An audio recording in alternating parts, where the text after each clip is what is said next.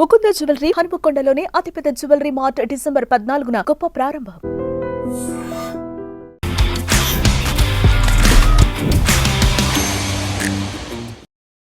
Hi guys, welcome to I dream. నేను మీ Chanakya. December 20 మరి December 20 అనేటప్పటికి మనందరికీ ఇయర్ ఎండ్ అయిపోతుంది అనుకుంటాం. కానీ అలాంటి టైంలోనే మంచి మంచి మూవీస్ వస్తే ఎంజాయ్ చేద్దాం అనుకుంటాం కదా. మరి అలాంటి టైంలోనే విడుదల 2, మరి 2 అని అనడం కంటే విడుదల అంటే ఇంకా బాగుంటుంది. విజయ్ సేతుపతి గారు యాక్ట్ చేసిన ఆ మూవీ కూడా రిలీజ్ అవుతుంది. ఆ మూవీ ప్రొడ్యూసర్ మరి చింతపల్లి రామారావు గారు ఇప్పుడు మనతో పాటు ఉన్నారు. మరి ఆ మూవీ విశేషాలు ఏంటో ఆయన అడిగి తెలుసుకున్నాం. సార్ నమస్తే. సార్ నమస్తే సార్, ఎలా ఉన్నారు సార్? ఫైన్. విడుదల ఆల్రెడీ ఫస్ట్ పార్ట్ అయితే థియేటర్లో చూసాము, అండ్ ఓటీటీలో అయితే ఇంకా బాగా మన తెలుగు ప్రేక్షకులు ఎంజాయ్ చేశారు. విజయ్ సేతుపతి గారి విశ్వరూపం విడుదల మూవీలో మేము చూడాలనుకుంటున్నాం. సో ఇంతకు ఆ మూవీ విశేషాలు ఏంటో మీరు చెప్పండి సార్. విడుదల పార్ట్ 1 ఆల్రెడీ చూశారు. అది ఎంతో సంచలనంగా, అంటే కోవిడ్ టైంలో అది రిలీజ్ అయింది. ఆ టైంలోనే చాప కింద నీరులాగా వచ్చేసి చాలా బ్లాక్ బస్టర్ అనేటువంటి చిత్రం అది. తమిళ్లో కూడా చాలా పెద్ద విజయం అందుకుంది. దాని తర్వాత అంటే వేట్రిమారన్ గారు అంటే ఏ సినిమా చేసినా కానీ వారు సంచలనంగా చేసేటువంటి వ్యవహారం ఉంటుంది, కానీ వారితోటి సాదాసీదాగా ఏది ఉండదు. అటువంటి వేట్రిమారన్ అంటే ఆయన భారతదేశంలో ఇంతవరకు కూడా నాకు తెలిసి 7 నేషనల్ అవార్డు తీసుకున్నటువంటి దర్శకులు ఎవరు లేరు. సో అంటే ఆ పీక్స్కి వెళ్ళి ఆ రేంజ్కి వెళ్ళినటువంటి ఒక అగ్ర దర్శకుడు, అంటే దర్శకుల్లోనే దర్శక దిగ్గజం ఆయన. అలాంటి దర్శక దిగ్గజం ఇప్పుడు విజయ్ సేతుపతి గారి గురించి అందరికీ తెలిసిన విషయం. ఆయన మామూలుగా ఖండాంతరాలు దాటి ప్రపంచవ్యాప్తంగా ఉన్నటువంటి ప్రేక్షకులకు మొత్తం అతనికి నీరాజనాలు పలుకుతున్న సమయం ఇది. మొన్న కూడా అతని సినిమా చైనాలో దగ్గర దాపు 40,000 థియేటర్లు పైచీలకు థియేటర్లలో రిలీజ్ అయ్యి మొత్తం భారతదేశం మొత్తం ఎంతైతే కలెక్ట్ చేసిందో అంత షేర్ అక్కడ కలెక్ట్ చేస్తుంది చైనాలో. మహారాజా సినిమా చైనాలో ఇప్పుడు ప్రభంజనం అనేది ప్రభంజనం సృష్టిస్తుంది. అంటే అంత ప్రభంజనం సృష్టిస్తున్న సమయం ప్లస్ వేట్రిమారన్ గారు కూడా ప్రభంజనం సృష్టిస్తున్నటువంటి ఆ టైం కూడా మ్యాచ్ అయింది. దీనికి యాడాన్గా సంగీత స్వర సామ్రాట్ ఇళయరాజా గారి సంగీతం ప్రళయ తాండవం చేస్తుంది ఈ సినిమాలో. ఓకే. సో ఇన్ని కాంబినేషన్స్ తోటి, అంటే మంచి మంజు వారియర్, చక్కటి సహజ నటి ఆవిడ సూరి ఇంకా అసలు అతని యాక్షన్ మీరు ఆల్రెడీ 1లో చూశారు. ఇవాళ తమిళ్లో అతిపెద్ద హీరో అయ్యాడు ఆ సినిమా నుంచి. సో లైఫ్ చేంజింగ్ మూవీ ఒకటి ఉంటుంది. అవును. సో ఒక సైడ్ యాక్టర్గా, ఒక కమెడియన్గా చేసిన సూరిని ఇంత సీరియస్ పాత్రలో ఫస్ట్ పార్ట్లో చూసేటప్పటికి ఏంటి మేము చూస్తుంది ఈ సూరినేనా అని అనిపించేలా షాక్ తెప్పించాం సార్. అండ్ యాజ్ ఏ ప్రొడ్యూసర్గా మీరు ఇంతకుముందు సత్యదేవ్ గారితో గుర్తుందా శీతాకాలం మూవీ చేశారు, అండ్ ప్రొడ్యూసర్గా కంటిన్యూ అవుతూ ఉన్నాం. సో ఇలాంటి టైంలో సో ఒక తమిళ్ మూవీని తెలుగు వాళ్ళకు చూపించాలన్న డబ్బింగ్ తీసుకోవడానికి గల రీజన్ ఏంటి? అంటే ప్రత్యేకంగా రీజన్ అని కాదు, అంటే కరెంట్లీ జనరల్గా నేను ఎట్లా చూస్తాను అంటే వ్యాపారాత్మకంగా కూడా చూస్తాను ప్రతి సినిమాని. సో ప్రజెంట్ వేట్రిమారన్ గారు టాప్ లెవెల్లో ఉన్నారు. ఆల్మోస్ట్ ఆల్ మన భారతదేశంలో ఉన్నటువంటి అగ్ర హీరోలు అందరూ కూడా అతని దర్శకత్వంలో నటించాలని చెప్పి కోరుకుంటున్నారు. ఓకే.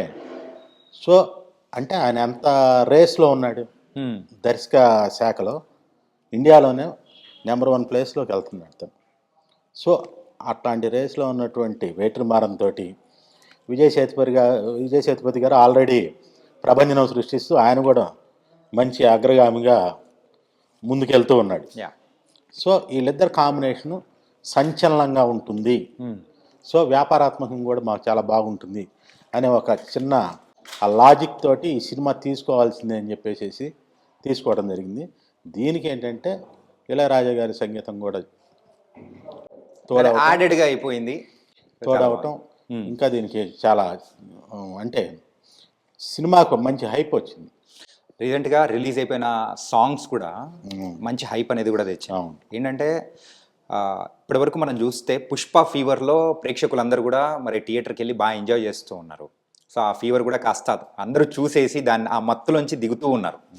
డిసెంబర్ 20 ఈ మూవీ విడుదల అనేది పర్ఫెక్ట్ టైం అని మీరు అనుకుంటున్నారా? చాలా పర్ఫెక్ట్ టైం అండి. ఎందుకంటే రేపు డిసెంబర్ 20 రిలీజ్ అవుతున్నటువంటి సినిమాల్లో అతిపెద్ద సినిమా అంటే ఇదే. ఓకే. ఎందుకంటే ఇప్పుడు తమిళనాడులో పుష్ప తర్వాత అరేంజ్ ఉన్నటువంటి సినిమాగా దీన్ని భావిస్తున్నారు. దాపుగా 250 రోజులు ఈ సినిమాని చిత్రీకరణ చేశారు. ఓకే. దీంట్లో ఉన్నటువంటి భారీ ఫైట్స్ పీటర్ హెయిన్స్ చేశారు. వారు ఎంతో అత్యద్భుతంగా, అంటే మీరు ఇండియన్ స్క్రీన్ మీద కూడా అలాంటి ఫైట్ చూడరు అసలు, అంత పెద్ద ఫైట్ ఉంటుంది ఇందులో. సో ఈవెన్ పుష్పాలు మీరు చూశారు తను చేసింది, అంతకు మించి ఇందులో ఒక ఫైట్ని మాత్రం చాలా అద్భుతంగా ఆయన చిత్రీకరించారు. సో ఈ 20వ తారీఖున రిలీజ్ అవుతున్న సినిమాల్లో అతి పెద్ద సినిమా అంటే విడుదల సినిమానే. ఓకే. సో ప్రేక్షకులు కూడా ఈ సినిమా కోసం వెయిటింగ్. విడుదల పార్ట్ 1 చూసిన తర్వాత సో అంటే చాలా మంది కూడా ఈ రైట్స్ కోసం పోటీ పడే ఉంటారు. అండ్ మీరు కూడా విడుదల పార్ట్ 2 అనేది కూడా చూసే మీరు తీసుకుని ఉంటారు కదా. సో మీకు బాగా ఇంట్రెస్టింగ్ అనిపించింది ఏంటి ఈ మూవీలో? యాక్చువల్గా ఈ విడుదల అనే సినిమా సామాజిక స్పృహతో కూడినటువంటి అంశం. చాలా మందికి ఏంటంటే మన సమాజంలో జరిగే అంశాలు, కరెంట్లీ బర్నింగ్ ప్రాబ్లమ్స్, వీటి మీద సినిమా చేసేస్తే మనం రీచ్ అవ్వమేమో అనుకుంటారు. అవును. అందువల్లే పార్ట్ 1 కూడా రీచ్ అయింది. ఎందుకంటే ప్రత్యేకంగా తమిళ సినిమా కాదు, తెలుగు రాష్ట్రాల్లో ఉన్నటువంటి కరెంట్ బర్నింగ్ ప్రాబ్లం మీద తమిళియన్స్ అయినటువంటి వాళ్ళు తీసిన అగ్ర హీరో నటించి అగ్ర దర్శకుడు దర్శకత్వం చేసినటువంటి సినిమా ఇది. నిజంగా చెప్పాలంటే మన తెలుగు రాష్ట్రాల్లో ఉన్నటువంటి కరెంట్లీ బర్నింగ్ ప్రాబ్లం మీద తీసినటువంటి సినిమాని. అంటే అంత కరెంట్ ప్రాబ్లం ఏముంది సార్? అది అంత బర్నింగ్ ప్రాబ్లం? రైట్. ఇప్పుడు మనకి మన మధ్య కూడా చూసారు, ఛత్తీస్గఢ్ మన బార్డర్స్లో, ఆంధ్ర బార్డర్స్లో ఎన్కౌంటర్స్ ఇవన్నీ. సో అంటే సమాజంలో అణగారిన వర్గాల మీద జరిగేటువంటి వారి మీద జరిగేటువంటి అణచివేతకు ఎదురు తిరిగి చేసేటువంటి ఒక విప్లవకారుడి యొక్క వేర గాథే ఇది. వెట్రిమారన్ గారు చాలా మూవీస్ చేశారు, ఒక అండర్ రేటెడ్ డైరెక్టర్గా కూడా ఉన్నారు. చాలా మంది హీరోస్ కూడా, ఈవెన్ మొన్న మన జూనియర్ ఎన్టీఆర్ గారిని కూడా అడిగినప్పుడు ఎవరితో వర్క్ చేయాలని అని అంటే వెట్రిమారన్ గారితో వర్క్ చేయాలని ఉంది అని అన్నారు. సో మరి ఆయన చేసిన మూవీస్లో మీకు బాగా నచ్చిన మూవీ ఏంటి సార్? అసురన్. ఓకే. తెలుగు వాడు చేశారు కదా, నారప్ప, వెంకటేష్ గారు చేశారు. చాలా అద్భుతమైన సినిమా అది. ఆడు కలాం ఒకటి చాలా అద్భుతంగా ఉంటాయి వారు చేసినటువంటి చిత్రాల్లో. ఓకే. ఆ కాన్ఫిడెన్స్ తోనే మరి ఈ మూవీ అనేది ఇంతవరకు అపజయం అనేది లేదుగా. అపజయం లేదు. ప్రొడ్యూసర్ చూసేవాళ్ళు ఏదైనా ఉందంటే పాయింట్ ఆఫ్ వ్యూ ఏంటంటే ఇంతవరకు అపజయం ఎరుగునటువంటి దర్శకుడు ఎవరయ్యా అంటే వెట్రిమారనే. ఓకే. సో అతను సినిమా తీశాడంటే అతను అంటే క్యారెక్టర్ని మలచడంలో అతను మించినటువంటి వ్యక్తి లేరు. ఆ క్యారెక్టర్లో అంటే తను ఇన్వాల్వ్ అవుతాడేమో అనిపిస్తుంది. మీరు ఈ విడుదల సినిమాలో కూడా ఆ భార్యాభర్తల మధ్య ఉన్నటువంటి ఆ ఎమోషన్ సీన్స్ కానీ, ఆ సన్నిహితుల మధ్య, సహచర వర్గం మధ్య ఉన్నటువంటి ఆ బాండింగ్ కానీ, ఆ డ్రైవ్ చేసిన విధానం చాలా అద్భుతంగా ఉంటుంది. ఓకే. సో అతను అంటే ఆ దర్శకులందు పారదర్శకులు వేరయ్యా అన్నారు, పురుషులందు పుణ్య పురుషులు వేరయ్యా అన్నట్టు దర్శకులందు పారదర్శకుడు వెట్రిమారన్. అందులో నిస్సందేహంగా మనం ఈ విషయం చెప్పచ్చు. రీసెంట్ టైమ్స్లో తెలుగు మూవీస్ విషయానికి వచ్చేటప్పటికి కొత్తగా ఎవరైనా కానీ ప్రొడ్యూసింగ్ లైన్లోకి వచ్చేటప్పుడు వాళ్ళని అంటే థియేటర్స్ ఇవ్వకుండా సో వాళ్ళని ఇబ్బంది పెడుతున్నారు. కొంతమంది వర్గానికి మాత్రమే వాళ్ళకు అంటే వాళ్ళు సేఫ్గా వాళ్ళ వైపే చూసుకుంటున్నారు, కానీ వాళ్ళకు అనుకూలంగా ఉన్న వాళ్ళకి మాత్రమే చూసుకుంటున్నారు, కానీ మిగతా వాళ్ళకి కొత్త వాళ్ళకి మాత్రం అవకాశాలు కానీ ఇవ్వడం లేదు అని చెప్పి కొంతమంది అంటున్నారు. సో మీరేమంటారు? అంటే ప్రాక్టికల్గా ఏంటంటే అండి, మనం ఏదైతే ప్రోడక్ట్ ఇస్తామో అంటే ఇక్కడ ప్రొడ్యూసర్ దగ్గర నుంచి డిస్ట్రిబ్యూటర్స్ నుంచి ఎగ్జిబిటర్స్ థియేటర్స్, ఈ సినారియోలో అందరికీ లాభం కలవాలంటే థియేటర్లకు కూడా కావాలంటే మంచి సినిమా వేస్తేనే వాళ్ళకు కూడా రెంట్లు, కరెంట్ బిల్లు ఇవన్నీ రాగలిగేది. సో ఎప్పుడైతే డిమాండ్ ఉన్నటువంటి ప్రోడక్ట్ మీరు తీసుకున్నారో డెఫినెట్గా వాళ్ళే మన దగ్గరకు వస్తారు. సో మనం తయారు చేసే ప్రోడక్ట్కి డిమాండ్ ఉండాలి. డిమాండ్ లేని ప్రోడక్ట్ తీసుకొని వచ్చేసేసి వాళ్ళని బలవంతంగా వాళ్ళు తీసుకోలేదని రుద్దడం అనేది కూడా తప్పే. ఇప్పుడు కొన్ని సినిమాలు చేసినా కనీసం కరెంట్ బిల్లులు కూడా రానటువంటి సినిమాలు చేస్తే వాళ్ళు ఎగ్జిబిట్ చేయాలంటే వాళ్ళు లాస్ పోరు కదా, అది వ్యాపారం వాళ్ళు పెట్టుకుని. ఓకే. మీలో ఉన్నటువంటి ప్రతిభని మీరు ప్రదర్శించి చూపించాలి. అంటే ఈ హడిల్స్ దాటాలి అంటే, మార్కెటింగ్ హడిల్స్ దాటాలంటే మీకు మినిమం మీకు ఆ కమర్షియల్ ఎలిమెంట్స్ తోటి మీరు సినిమా తీయాలి. అంటే హీరో ఉండాలి, దర్శకుడు ఉండాలి, కాంబినేషన్స్ మినిమం పెట్టుకొని మీరు అనుకున్నటువంటి కథను తీసుకెళ్ళి ఎగ్జిబిట్ చేసి స్క్రీనింగ్ చేసేసి సక్సెస్ చూపించాలి. సో అప్పుడు వాళ్ళకు కూడా ఏంటంటే ఒక మినిమం గ్యారెంటీతో మనకి రెవెన్యూ వస్తుంది అనే ఉద్దేశంతో ఉంటుంది తప్పితే వాళ్ళకు కూడా ఫీడ్బ్యాక్ కావాలి కదా. థియేటర్స్ ఎందుకు పెట్టుకున్నారు వాళ్ళు? సినిమాలు ప్రదర్శించడానికే కదా. ప్రదర్శించే సినిమా మీద వాళ్ళకి డబ్బు రావాలి. అంటే ఒక మంచి కంటెంట్ తీసుకెళ్తేనే వాళ్ళు కూడా సపోర్ట్ చేస్తారు. అంటే ఏదో మామూలు కొత్త వాళ్ళతో సినిమా మొదలు పెట్టేసేసి అండర్ ప్రొడక్షన్లోనే వ్యాపారం అయిపోద్ది, వీళ్ళే అన్ని ఊహించేసుకోవటం. అంటే కనీసం అవగాహన లేకుండా సినిమాలు తీసి ఎదుటి వాళ్ళ మీద తప్పుగా రుద్దటం అనేది తప్పు అనేది నా ఉద్దేశం. సార్ మీ అంచనా తగ్గట్టు చెప్పండి సార్. ఏంటంటే ఇప్పుడు ఫిలిమ్స్ అంటే ప్రొడ్యూస్ చేయడానికి వచ్చే వాళ్ళు అవగాహనతో అంటే ఎక్కువ శాతం మంది అవగాహనతో వస్తున్నారా, అవగాహన తక్కువ వస్తున్నారా? అవగాహన రాహిత్యం ఎక్కువగా ఉందండి. ఓకే. ఏంటంటే ఇంతకుముందు ఏంటంటే గతంలో చాలా అనుభవంతో కూడి అనుభవాన్ని తెచ్చుకున్న తర్వాతే సినిమాల నిర్మాణం జరిగేది. ఇప్పుడంతా ఏంటంటే ఈ సాఫ్ట్వేర్, ఈ ఐటీ రంగం ప్లస్ ఈ రియల్ ఎస్టేట్ రంగం వచ్చిన తర్వాత కొత్త కోటీశ్వరులు వచ్చేసారు. ఓకే. వీళ్ళకి ఏంటంటే మినిమం అవగాహన కూడా ఉండదు. అంటే వాళ్ళే అంటే మనం ఏ వస్తువు తయారు చేసేటప్పుడైనా సరే డెఫినెట్గా దీన్ని మార్కెట్లో డిమాండ్ ఎంత ఉంటుంది, ఎలా ఉంటుందని ఒక స్ట్రాటజీతో మొదలవుతాం. వీళ్ళకి వెళ్ళే సినిమా బాగుంది, డెఫినెట్గా హిట్ అయిపోతుంది అనేది, అంటే ఈ మధ్యలో ఉన్నటువంటి బ్యారియర్స్ ఏమేమి ఉన్నాయో తెలుసుకోకుండానే వచ్చి తీయటం, సినిమా మీద ఇక సినిమా అంతా ఇలానే ఉంటుంది అనుకోవటం, ఇది అవగాహన రాహిత్యం ప్రధానం. ఓకే. అంటే గుర్తుందా సీతాకాలం? సో తమన్నా గారు అండ్ అలాగే సత్యదేవ్ గారిని అప్పటి వరకు మేము అంత కూల్ అండ్ ఆ టైప్లో ఎప్పుడు చూడలేదు. మెయిన్గా ఆ కైండ్ ఆఫ్ స్టోరీని సెలెక్ట్ చేసుకోవడానికి మీ ఫస్ట్ మూవీగా రీజన్ ఏంటి? అంటే యాక్చువల్గా అది కూడా రీమేక్ సినిమానే, లవ్ మాక్టెల్ అని చెప్పేసి కన్నడ పెద్ద హిట్ అయింది. సో 10 మంది నడిచిన బాట పూల బాట అనే ఒక ఉద్దేశంతో ఆ సినిమా టేకప్ చేయడం జరిగింది. దాంతో కమర్షియల్గా మనం ఎవరైతే దానికి యాప్ట్ అవుతారు ఏంటి అనే ఒక ఆలోచన చేసినప్పుడు కమర్షియల్గా తమన్నా ఉంటే మనకు మంచి వ్యాపారం జరుగుతుంది, మేఘా ఆకాశ్ ఉంటే వ్యాపారం జరుగుతుంది అని ఆ విధంగా కమర్షియల్ ఫార్మాట్లో డిజైన్ చేయడం జరిగింది. ఆ హీరో క్యారెక్టరు అంటే 3 వేరియేషన్స్లో, చిన్నప్పుడు, యుక్త వయసులో, తర్వాత కొద్ది పెళ్ళైన తర్వాత కొంచెం 3 మెచ్యూర్డ్ చూపించాలంటే అంటే అంత అద్భుతంగా ఎవరు నటించగలరు, ఆ ఎమోషన్స్ని ఎవరు పండించగలరు అని మేము ఆలోచించినప్పుడు సత్యదేవ్ మాకు సరైనటువంటి హీరో అనిపించింది. అందువల్ల ఆ కాంబినేషన్ అలా డిజైన్ చేసేసి చేయడం జరిగింది. కానీ ఆ మూవీ కమర్షియల్గా కూడా అంత సక్సెస్ అవ్వలేదు. ఏంటి రీజన్స్ ఏమంటారు? కమర్షియల్గా సక్సెస్ అంటే మేము చేసేదానికి మ్యాక్సిమం మేము బిజినెస్ అయితే మ్యాక్సిమం చేసేసి ఉందండి. 75% బిఫోర్ రిలీజ్ వి గెయిన్ బ్యాక్. ఓకే. ఆ 25% లేటర్ అని ఏం జరిగిందంటే, మేము cinema December 9th 2 years back December 9th release చేసాం. సైక్లోన్ ఎఫెక్ట్ బాగా దెబ్బ కొట్టింది. అయితే మామూలుగా ఏదో ఒక రాష్ట్రంలో వస్తుంది, 2 రాష్ట్రాల్లో సైక్లోన్ ఉంటుంది.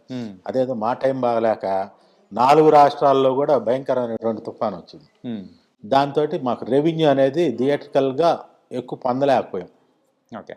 సో మ్యాక్సిమం అంటే లాభాలు సంపాదించకపోయినా కానీ మ్యాక్సిమం ఎడ్జ్ దాకా మేము రికవర్ చేసుకోగలిగాం అమౌంట్. సార్ మీ మాటల్లో ఒక ప్రొడ్యూసర్గా కమర్షియాలిటీ అనేది కూడా ఎక్కువగా ఆలోచించే పర్సన్లో అన్నారు. కాకపోతే ఇప్పుడున్న ప్రేక్షకుల అభిరుచి అనేది కమర్షియల్గా ఉందని మీరు అనుకుంటున్నారా?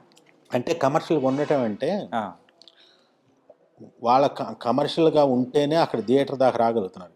ఇప్పుడు మీరు ఏదైనా సరే కొత్త వాళ్ళతో తీసిన చిత్రం, అద్భుతంగా ఉన్నటువంటి చిత్రం ఒకటి తీయండి, సినిమా ప్రదర్శించండి, మీకు అసలు ఓపెనింగ్స్ ఎంత వస్తాయి?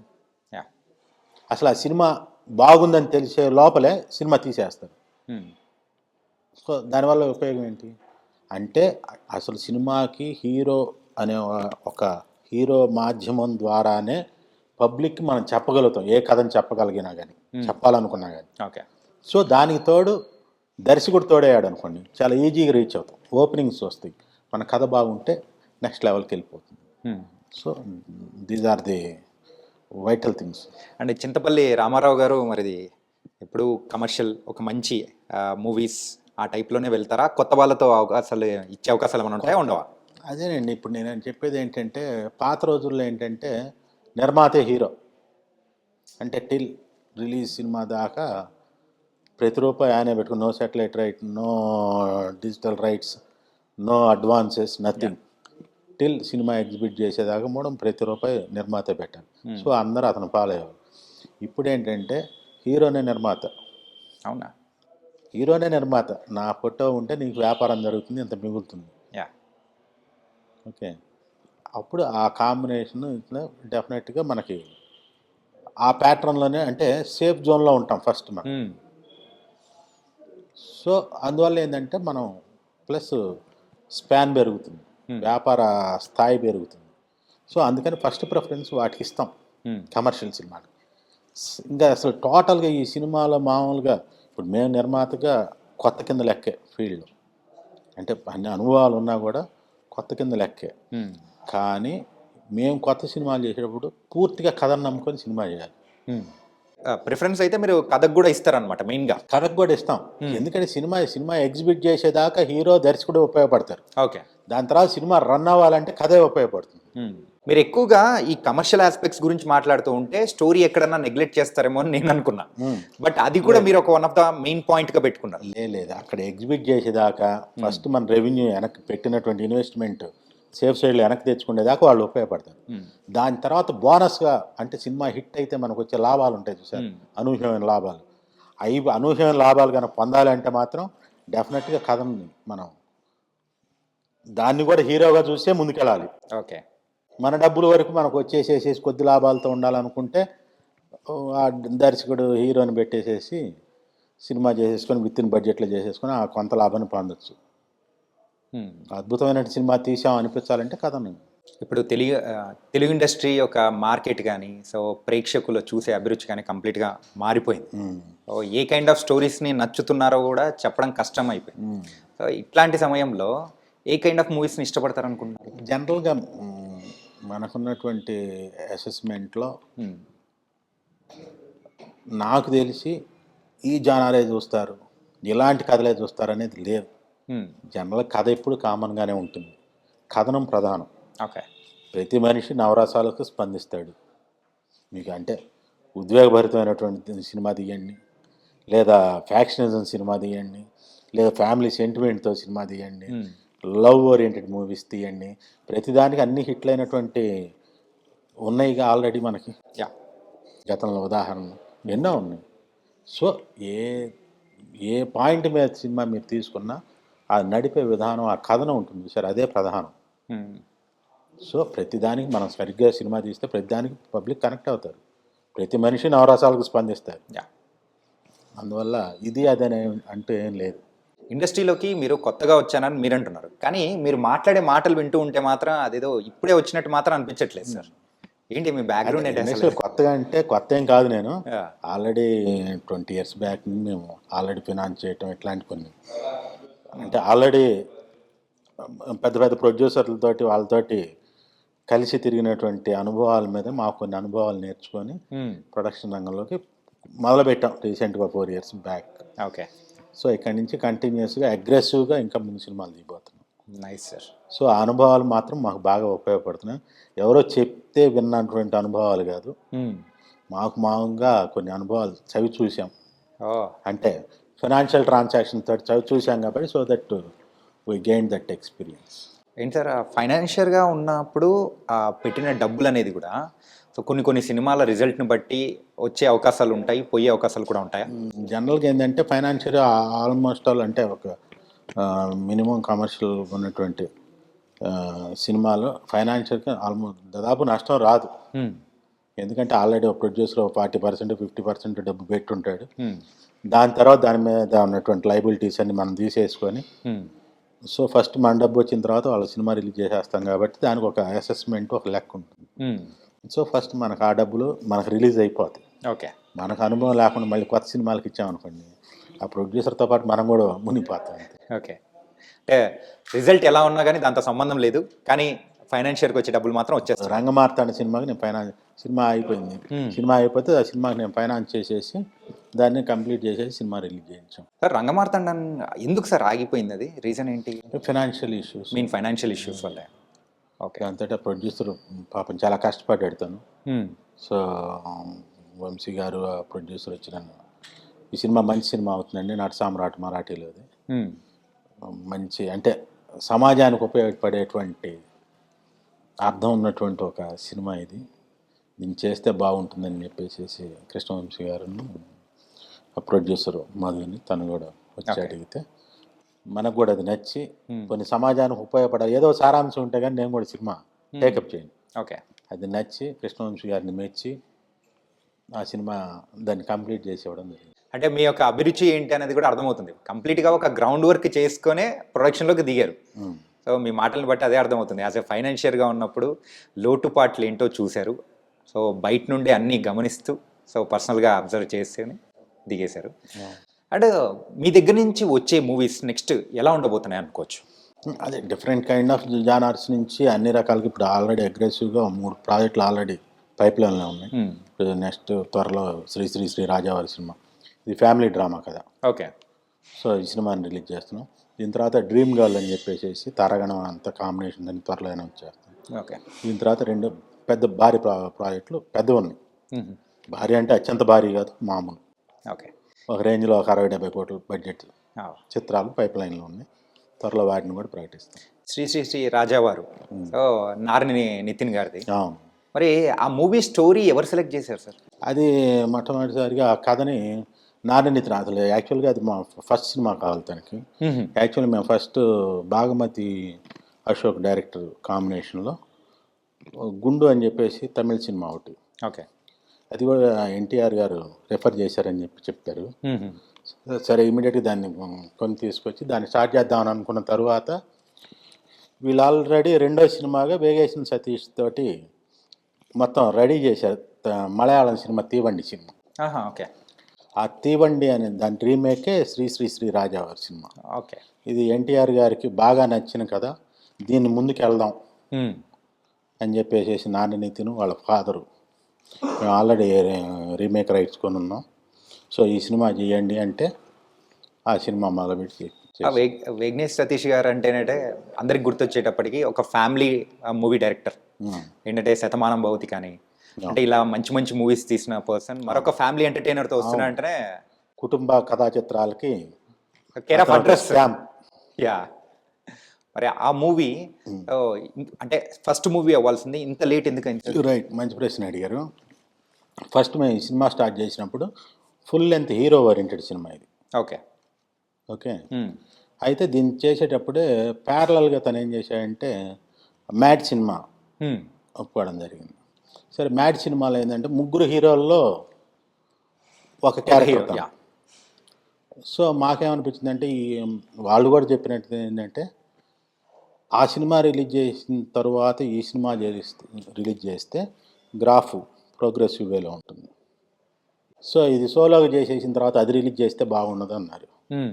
సో అది కూడా కరెక్టే కదా అనే ఉద్దేశంతో వాళ్ళు ఏది చెప్తే ఆ డైరెక్టర్ కానీ ఆ కథ కానీ అన్నీ వాళ్ళే సెలెక్ట్ చేశారు. అందులో మనం వేలు పెట్టింది వాళ్ళే. సరే వాళ్ళ ఇష్టం మేరకు అప్పుడు అది రిలీజ్ అయిన తర్వాత దీన్ని రిలీజ్ చేద్దాం అనుకున్నాం.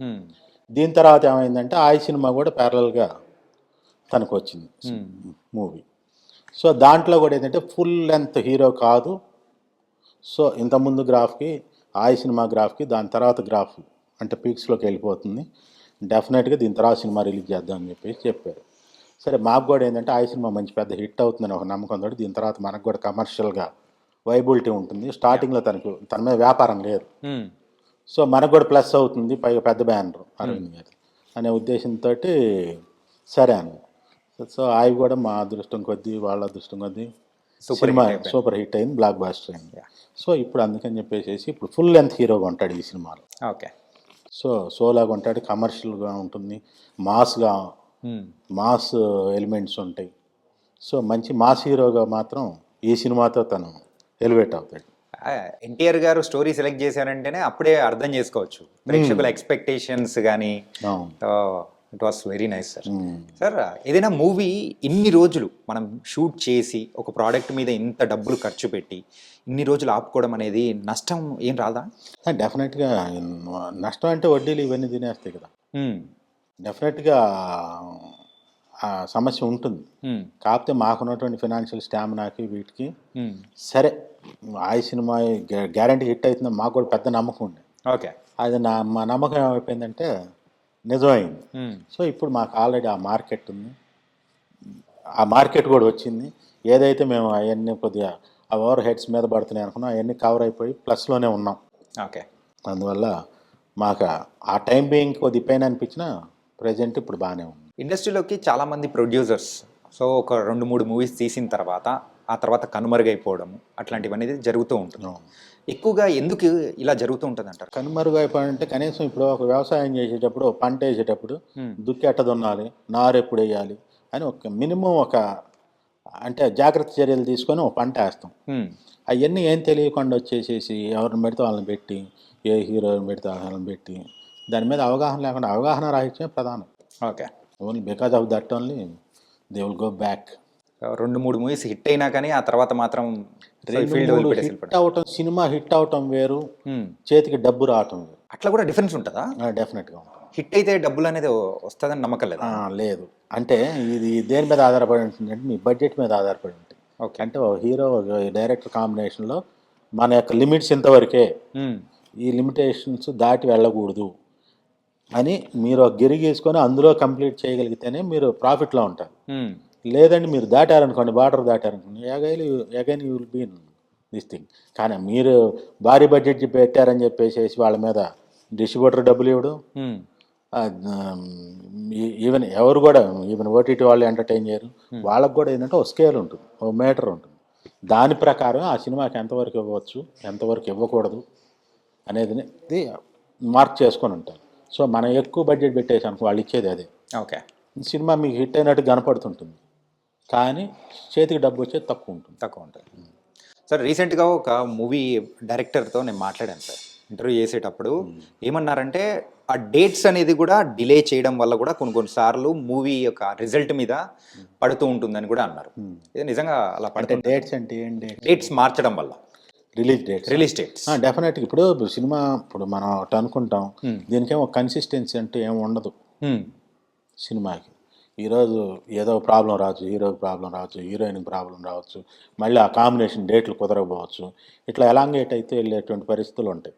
సో దట్ మనం ఏదో ఈ జనవరిలో రిలీజ్ చేసేద్దాం, ఫిబ్రవరిలో రిలీజ్ చేసేద్దాం ఊరికి మనం అనుకోవటమే తప్పితే, ప్రోడక్ట్ మొత్తం తయారు చేసిన తరువాత మళ్ళీ ఆ సినిమా రిలీజ్ చేసే డేట్కి ఎన్ని సినిమాలు ఉన్నాయో చూసుకోవాలి, ఇందులో పెద్ద సినిమాలు ఉన్నాయో లేవో చూసుకోవాలి, మనకి ఏ థియేటర్స్ దొరుకుతాయో లేవో చూసుకోవాలి, నెంబర్ ఆఫ్ మూవీస్ ఉంటే మనం ఇక్కడ ఆల్రెడీ కొన్ని లైబిలిటీస్ ఉంటాయి, ఆ మినిమం అమౌంట్ వస్తుందో లేదో క్యాలిక్యులేట్ చేసుకోవాలి.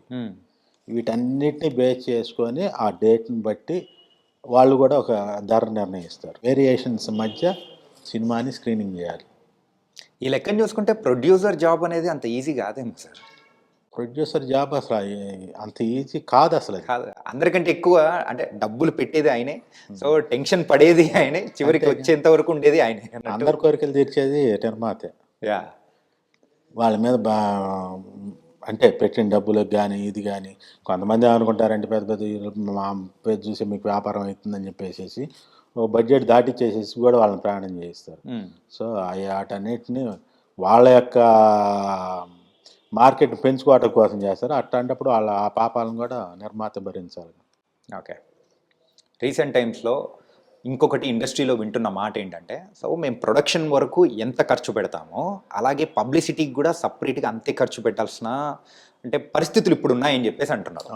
అది ఎంతవరకు నిజం సార్? అసలు పబ్లిసిటీ మీరు ఏదైనా సరే ముందు అసలు పబ్లిసిటీ లేకుండా మీరు అసలు పబ్లిక్ రీచ్ అవ్వలేరు కదా. యా, అంటే ఒకప్పుడుతో కంపేర్ చేసుకుంటే ఆ ఖర్చు అనేది ఇప్పుడు స్కేల్ అంటే గ్రాఫ్ అనేది పెరుగుతూ పోతుంది కదా. అంటే మొదటి నుంచి ఉంది. ఇంతకుముందు ఏంటంటే ఈ డిజిటల్ మీడియా ఇదంతా లేదు. అప్పుడు ప్రింటింగ్ మీడియా మీదను ఎలక్ట్రానిక్ మీడియా మీద ఆధారపడి ఉండేవాళ్ళు. ఇప్పుడు పూర్తి స్థాయిగా డిజిటల్ ఇది వచ్చేసిన తర్వాత డెఫినెట్గా ప్రతి వాడికి తెలియజేయాలంటే, లేకపోతే రెవెన్యూ రాదు కదా. ఈవెన్ రాజకీయాల వాళ్ళు కూడా ఎందుకు అంత ప్రచారం చేసుకుంటారు?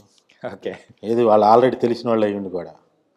సో మనం చెప్పేటువంటిది పబ్లిక్కి రీచ్ అవ్వాలి. అసలు మనం ఏం తీస్తున్నాం, మనం ఎవరితో తీస్తున్నాం, ఏ కాంబినేషన్లో చేస్తున్నాం, ఇది దానికి ఉన్నటువంటి సినిమాకు ఉన్నటువంటి హైప్ ఏంటి, ఇదన్నీ మరి పబ్లిక్కి ఆ రీచ్ అయ్యేటట్టుగా మనం పబ్లిసిటీ చేయకపోతే మనకు రెవెన్యూ రాదు కదా. అల్టిమేట్గా ఫైనల్గా ఎండ్ కన్జ్యూమర్ ఎవరు? ప్రేక్షకుడు అంతే. సో వాడికి రీచ్ అవ్వాలి అసలు మన సినిమా వస్తుందని. సో పబ్లిసిటీ అనేది ప్రధాన పాత్ర పోషిస్తుంది. ఇప్పటి వరకు మరి పబ్లిసిటీ విషయంలో విడుదల 2కి సో ఎంతవరకు చేశారనుకుంటున్నారు? ఆల్రెడీ సోషల్ మీడియాలో హోర్డింగ్స్ అన్నీ కూడా ఆల్రెడీ చేశారు. 15న ప్రీ ఈవెంట్ ఫంక్షన్ చేస్తున్నాం. మన ఆడియో ట్రైలర్ లాంచ్ అంత పాత్రికేయ సోదరులకి అందరికి కూడా మేము ప్రదర్శించి చూపించడం జరిగింది. మంచి అప్లాజ్ వచ్చింది. ఆల్రెడీ పావురం సాంగ్ పెద్ద హిట్ అయింది. పడమరలోనే అనే సాంగ్ హిట్ అయింది. సో పబ్లిక్ బాగా ఆ ట్రైలర్కి మంచి ఆదరణ ఉంది. బాగా అభినందిస్తున్నారు, చాలామంది ఫోన్లు చేసి కూడా మంచి సినిమా తీసుకున్నారు. ఈ విడుదల మూవీ ఫస్ట్ సో వెట్రిమారన్ గారు అనుకునేది ఏంటంటే 2 పార్ట్స్గా కాదు, మొత్తం కలిపి ఒకే పార్ట్ అంటే ఒకే మూవీగా చేద్దాం అనుకున్నారని విన్నాను. ఇది ఎంతవరకు నిజం సార్? వాస్తవం అది. యాక్చువల్గా ఇది ఫస్ట్ ఒక సినిమాగానే చేయాలనుకున్నారు. ఒక సినిమా చేద్దాం అనుకున్నప్పుడు వాళ్ళు మొత్తం స్క్రిప్ట్ అంతా రెడీ చేసినప్పుడు దాపుగా అది 3 hours దాటేస్తుంది కదా. ఓకే. అంటే ఆఫ్టర్ మొత్తం అంటే కరెక్ట్గా ప్రజెంట్ చేయాలంటే 3 hours దాటేస్తుంది. సో అందుకని ఫస్ట్ పార్ట్లో మనం ఎస్టాబ్లిష్మెంట్ చేసేసేసి సెకండ్ పార్ట్లో మొత్తం కథలో ఉన్నటువంటి అంటే ఆ డీప్గా Main ఆ core point ఏంటి ఆ కోర్ పాయింట్ ఏంటనేది మనం ప్రజెంట్ చేయొచ్చు అనే ఒక ఉద్దేశంతో 2 పార్ట్లు చేయడం జరిగింది. సెకండ్ పార్టే అసలు సినిమా. ఓకే. ఎందుకంటే విజయ్ సేతుపతి గారు ఎంటర్ అయ్యేది సెకండ్ పార్టే. ఫస్ట్ పార్ట్లో ఆయనంతా హార్డ్లీ ఇట్స్ అరౌండ్ 5 minutes ఉంటుంది. ఎక్కువ సూరి పాత్ర ఎక్కువ ఉంటుంది ఫస్ట్ సూరి పాత్ర ఎక్కువ ఉంటుంది. అందరి క్యారెక్టర్లో ఎస్టాబ్లిష్మెంట్ జరుగుతుంది అందులో, అంతే. That's all. ఓకే. మెయిన్ పాత్ర అంటే మెయిన్ స్టోరీ అయితే విడుదల 2లోనే ఉండబోతుంది అంటారు. కాకపోతే అందులో వాళ్ళ దగ్గర చాలా తక్కువ బడ్జెట్లో తీస్తే భారీగా డబ్బులు వచ్చినాయి పార్ట్ 1లోనే. యా. సో అది కూడా విశిష్ట ప్రజాదరణ పొందింది. Okay. So final words about the విడుదల సార్. ఇంతకు ప్రేక్షకుల్ని ఎలాంటి వరల్డ్లోకి తీసుకెళ్లే అవకాశం ఉంటుంది, వాళ్ళు ఎలా రిసీవ్ చేసుకుంటారు అనుకుంటున్నారు మీరు? డెఫినెట్గా ప్రతివాడు ఏంటంటే నాకు తెలిసినంతవరకు తెలుగు వాళ్ళు ప్రత్యేకంగా అంటే గత 2 decades అని కాదు, 10 decades అని కాదు, ఇప్పుడు ప్రజెంట్లీ కూడా బర్నింగ్ ప్రాబ్లం మీద వీళ్ళు సినిమా చేశారు. ఇది ప్రతి ఒక్కళ్ళకి కూడా అంటే ఆయన తీసిన తీరు, నేను ఇందా చెప్పా కదా, కథ ఎప్పుడు కామన్గా ఉంటుంది, కథనం ప్రధానం. సో ఆయన ఆ మలిచిన తీరు, ఆ ఎమోషన్స్, భార్యాభర్తల మధ్య ఎమోషన్స్ ప్లస్ సామాజిక పరిస్థితుల్లో ఉన్నటువంటి ఆ అంశాలని చాలా దగ్గరగా చూసినటువంటి వ్యక్తులు. అసలు నాకు ఫైనల్గా అసలు ఇదేమనిపించిందంటే దీని దర్శకత్వం వచ్చింది అంటే విప్లవంతో కూడినటువంటి కథను ఎంచుకొని, అంటే విప్లవంతో కూడిందంటే ఆల్మోస్ట్ మన రాడికల్స్, నక్సల్స్ ఇట్లా అనుకోవచ్చు. సో అట్లాంటి దళాలులో పనిచేసిన దర్శకుడేమో అనిపించింది ఆ సినిమా. మొత్తం చూస్తూ అంటే అంత ఆయన అంటే అనుభవించాడేమో ఇట్లాంటి సమస్యల్ని అనిపించినంతగా నాకు మనసుకు అట్లా అనిపించింది. నిజంగా దళాలకు అధిపతి ఏమన్నా దర్శకత్వం చేశాడా అనిపించింది.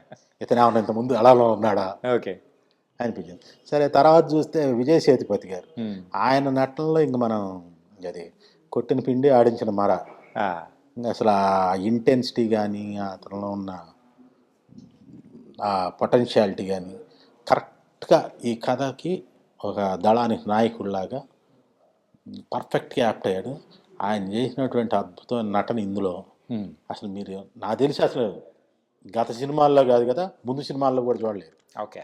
అది చూసిన తర్వాత అదేమనిపించిందంటే నిజంగా ఈ దళపతి ఇందులో నుంచే వచ్చి ఇక్కడ మళ్ళీ ట్రాన్స్ఫార్మ్ అయ్యాడా ఏంటి, ఒక క్యారెక్టర్లో అంతగా ఇమిడిపోయారు, అంతర్లీనంగా అంతా ఇమిడిపోయారు వాళ్ళు. సో చాలా అద్భుతంగా అనిపించింది దానికైతే. సో December 28th విడుదల మూవీ ఒక డిఫరెంట్ ఎక్స్పీరియన్స్ మాత్రం తెలుగు ప్రేక్షకులకి డెఫినెట్గా కొడతాం, అది అనుమానం ఏం లేదు. మన ప్రత్యేకంగా అసలు మన తెలుగు ప్రజలకే బాగా నచ్చుతుంది ఈ సినిమా. కంటెంట్ అంటే ఉందంటే మన తెలుగు ప్రేక్షకులు బాగా రిసీవ్ చేసుకుంటున్నారు. సో ఇలాంటిదైతే ఇంకా బాగా రిసీవ్ చేసుకుంటారు. మీకు కూడా ఇంకా బాగా డబ్బులు తెచ్చిపెట్టాలని మనస్ఫూర్తిగా కోరుకున్నాము. Thank you so much. Thank you.